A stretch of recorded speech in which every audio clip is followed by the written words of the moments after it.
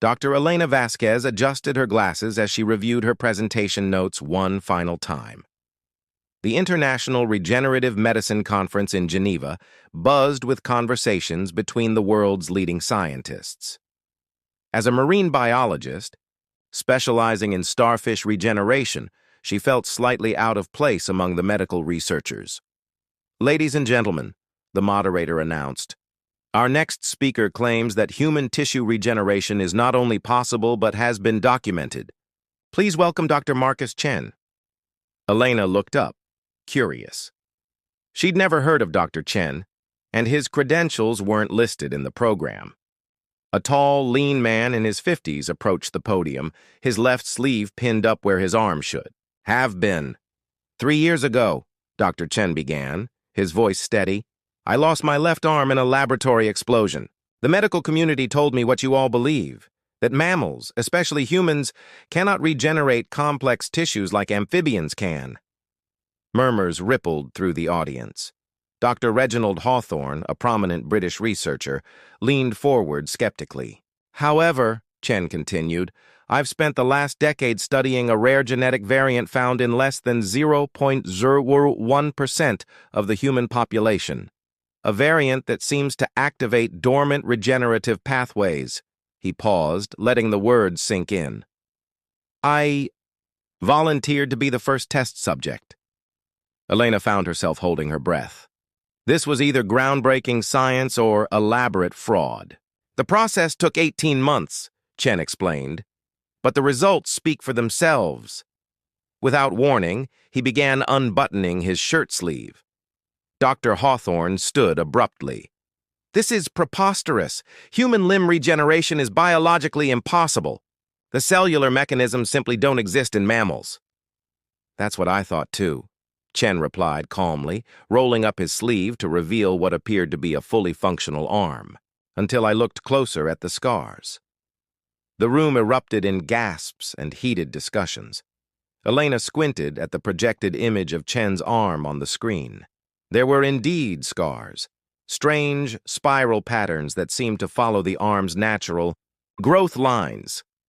"Dr. Chen," called out Dr. Sarah Okafor, a geneticist from Nigeria, "even if this is real, how do we know this isn't some elaborate prosthetic?"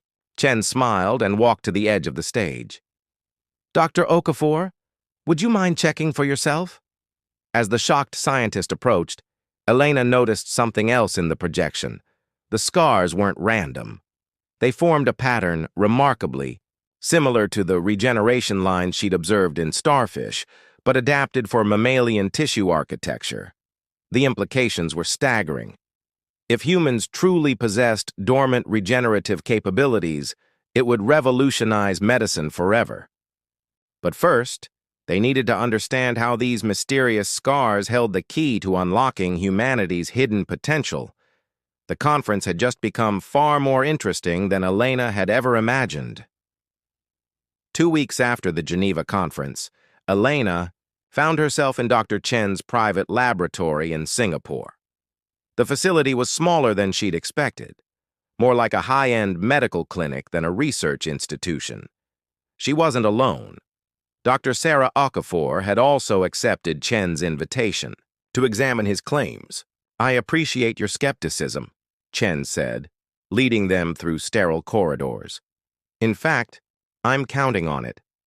Dr. James Rodriguez, a tissue engineer from Mexico City, emerged from one of the labs carrying a microscope slide. "The cellular samples are ready for examination," he announced, nodding at the visitors. Elena had done her research on Rodriguez during the flight. He'd lost his reputation 5 years ago after publishing controversial papers on induced regeneration in mammals. The scientific community had largely dismissed him as a fringe theorist. "Before we begin," Sarah said, adjusting her tablet, "I need to understand your methodology. How exactly did you identify this genetic variant?" Chen extended his regenerated arm, flexing the fingers naturally. "It started with accident reports. Over the past century, there have been dozens of documented cases of unusual healing in humans.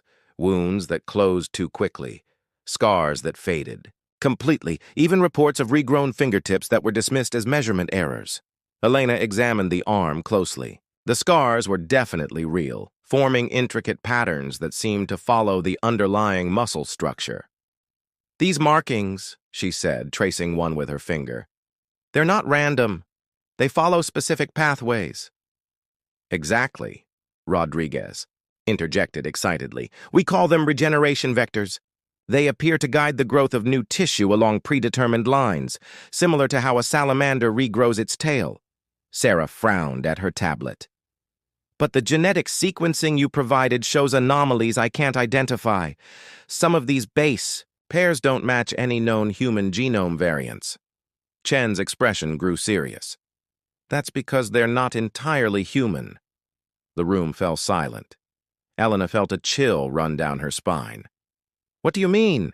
Approximately 8,000 years ago, Chen explained, there was a period of rapid human evolution that anthropologists still can't fully explain. Cave paintings from that era show humans with unusual abilities, healing from injuries that should have been fatal, surviving in extreme conditions. He led them to a wall covered with photographs of ancient cave art.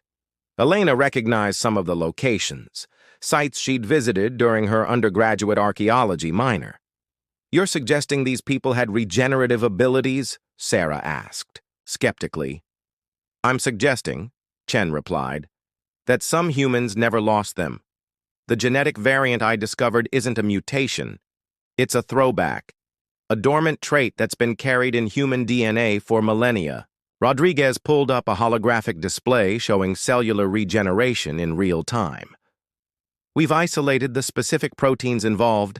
They create a temporary scaffold that guides new tissue growth while suppressing scar formation.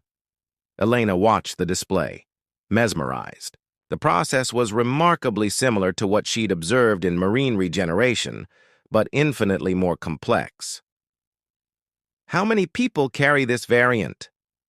We estimate fewer than 80,000 worldwide, Chen answered. Most never activate it because the triggering conditions are extremely specific, severe trauma combined with particular environmental factors. Sarah looked up from her tablet, her expression troubled. Dr. Chen, if this is real, why hasn't the medical establishment embraced it? Why work in secret?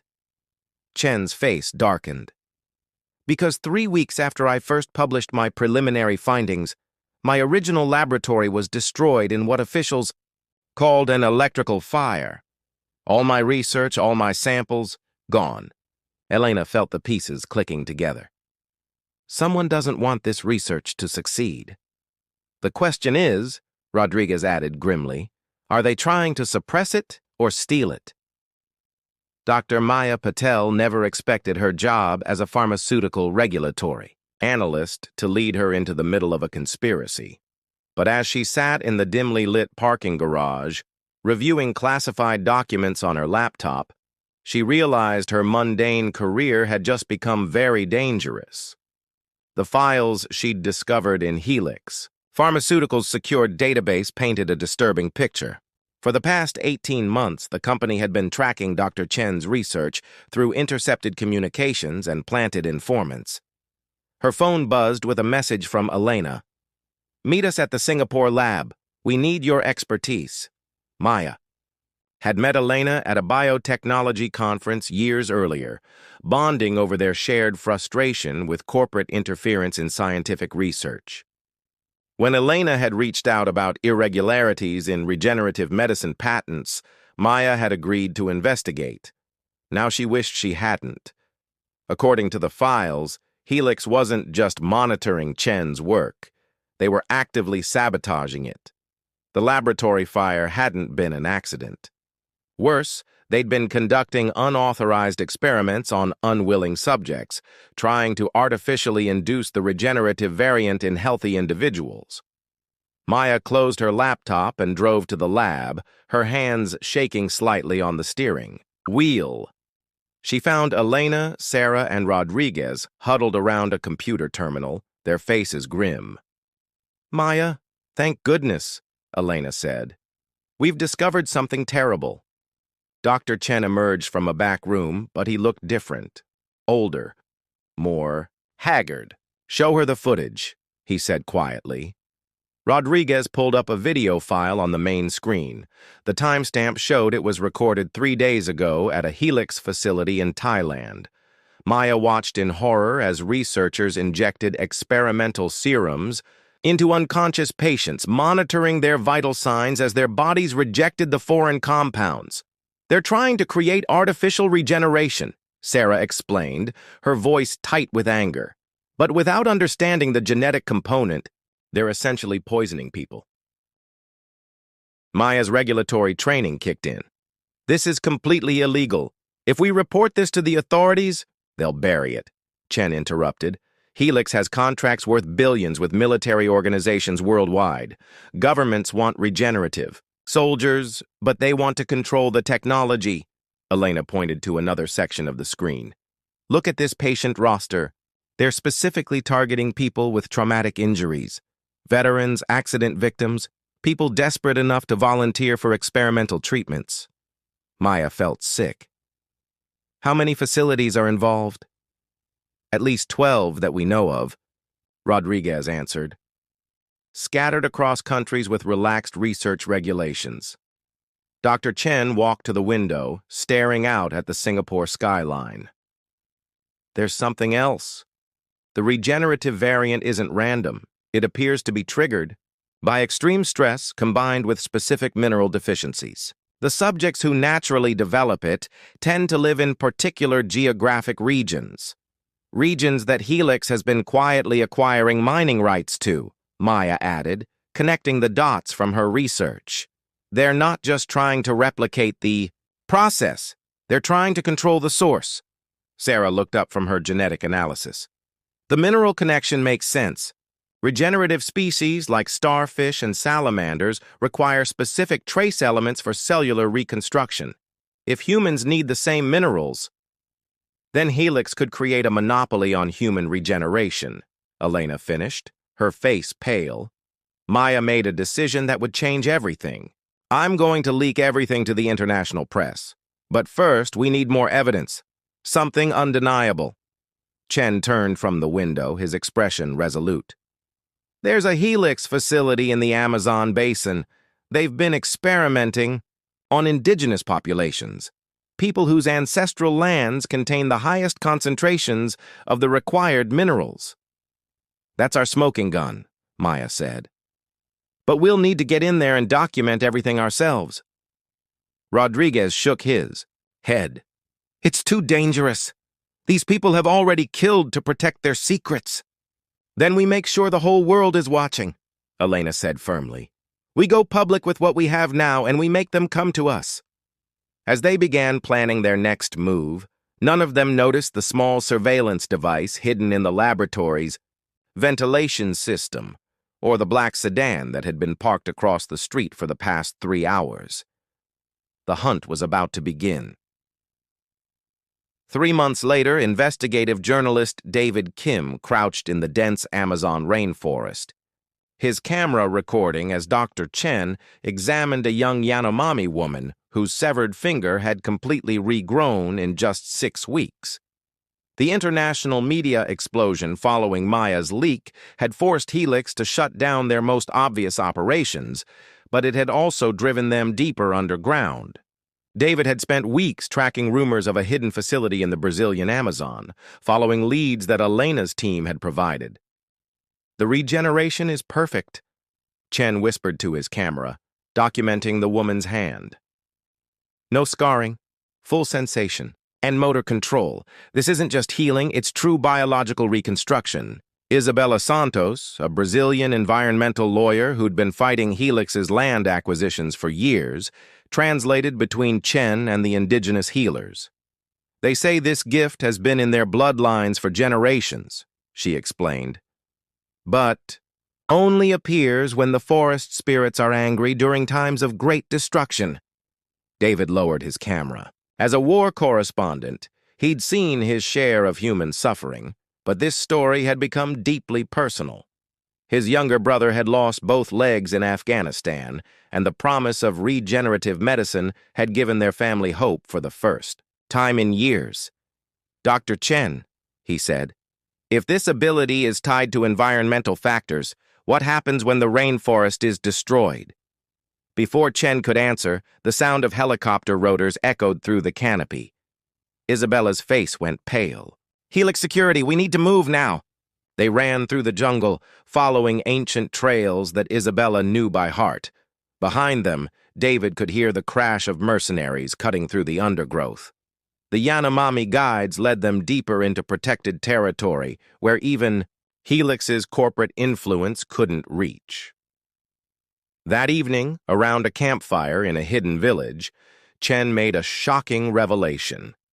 "I haven't been entirely honest with you," he said, his voice heavy with guilt. "My regeneration wasn't the result of a laboratory accident. I came here 5 years ago, dying of cancer.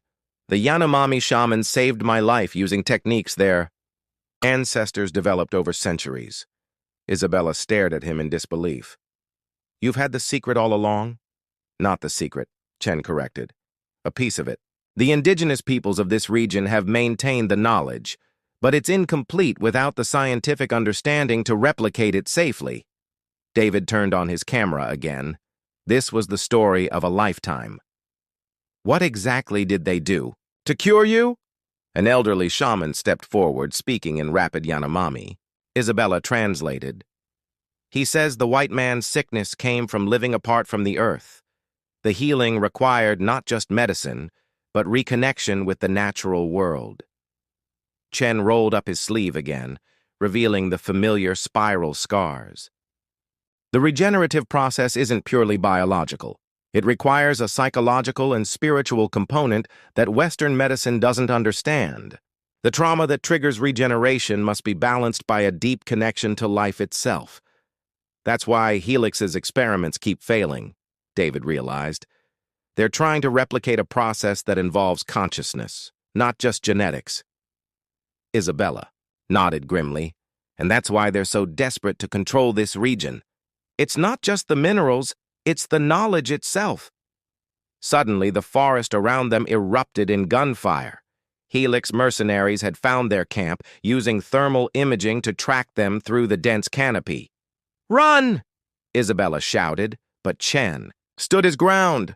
"No more running," he said firmly. "David, keep that camera rolling.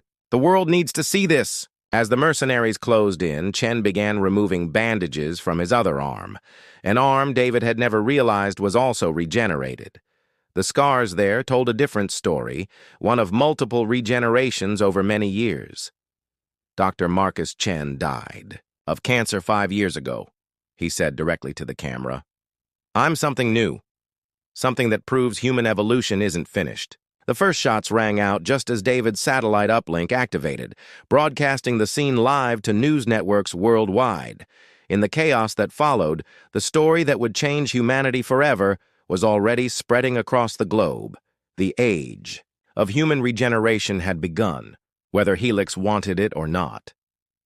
6 months after the Amazon incident, Dr. Elena Vasquez stood before the United Nations General Assembly, addressing representatives from 193 nations. The world had changed dramatically since David Kim's live broadcast from the rainforest. "The evidence is undeniable," she declared, gesturing to the holographic displays surrounding the podium. "Human regenerative ability exists. It's natural, and it's our birthright as a species." In the months following the Amazon revelation, thousands of people worldwide had come forward with their own regeneration experiences. The Helix Corporation had collapsed under international pressure, its executives facing war crimes tribunals for their illegal experimentation. Dr. Sarah Okafor, now leading the International Regenerative Research Consortium, presented the latest findings. "We've identified the complete genetic sequence required for regeneration. More importantly, we've discovered that the ability can be safely activated in approximately 60% of the global population through proper preparation and environmental conditions." Maya Patel, whose leaked documents had started the investigation, now served as the UN's Special Rapporteur on Biotechnology Ethics. The challenge before us isn't scientific, it's social. How do we ensure this technology benefits all humanity, not just the wealthy? Elena looked out at the assembled delegates, remembering the skeptical audience in Geneva where this all began. Dr. Chen sat in the front row, his presence a living testament to human potential. The Brazilian government had granted him citizenship and appointed him as director of the Amazon Regenerative Medicine Institute. Indigenous communities worldwide have maintained this knowledge for millennia, Elena continued. The Yanomami, the Aboriginal Australians, the Maasai of East Africa, they never lost what we thought was impossible. Our role now is to bridge ancient wisdom with modern science. Isabella Santos, representing the newly formed Indigenous Knowledge Council, stepped forward. My people offer this gift freely, as it was meant to be shared, but we demand protection of the lands and waters that make regeneration possible. You cannot heal human bodies while destroying the earth that sustains them. David Kim, now a Pulitzer Prize winner, documented the proceedings for his new documentary series. His brother Jake sat beside him, one of the first successful regeneration patients at the new clinic in Sao Paulo.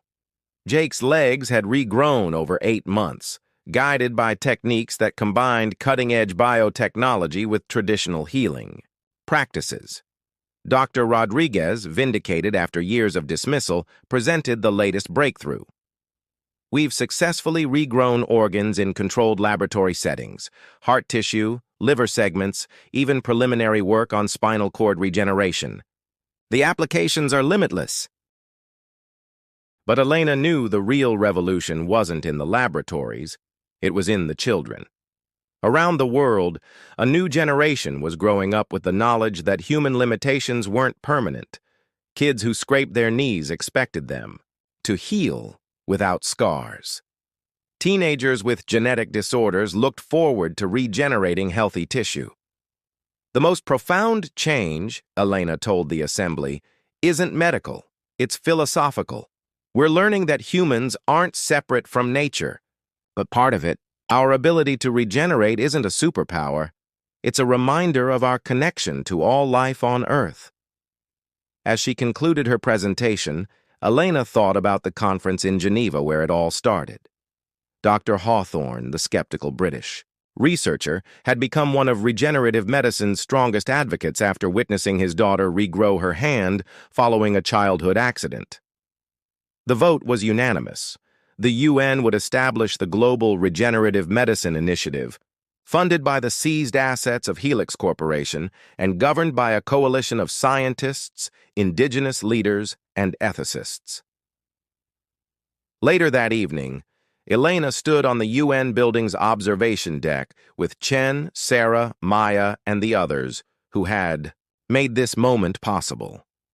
The city sparkled below them, but Elena's thoughts were on the countless individuals whose lives would be transformed by what they'd accomplished. "Do you think we did the right thing?" Maya asked quietly. Chen smiled, flexing the fingers of his regenerated arms. "We didn't create this ability, we just remembered it.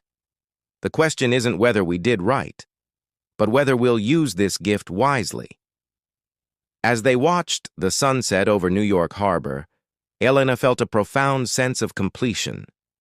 The scars that had once proved regeneration was possible were now symbols of humanity's next evolutionary step. The age of permanent disability was ending. The age of human renewal had begun. And somewhere in the Amazon rainforest, ancient trees continued their patient growth, carrying in their rings the minerals and wisdom that would help humanity heal itself, not just physically but spiritually, reconnecting with the natural world that had never stopped believing in second chances.